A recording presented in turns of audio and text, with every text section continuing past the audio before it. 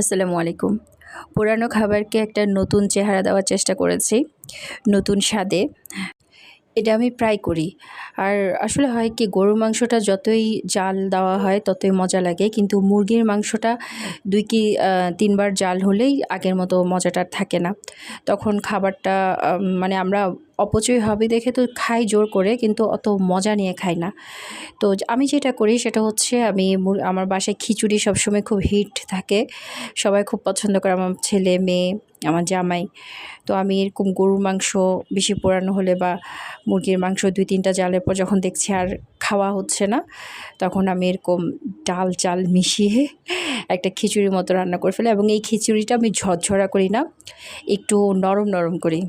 তো এখানে হচ্ছে আমি মুগ ডাল, মসুর ডাল আর হচ্ছে ভাতের চাউল, মানে এটা হচ্ছে কাটারি নাজির বলে।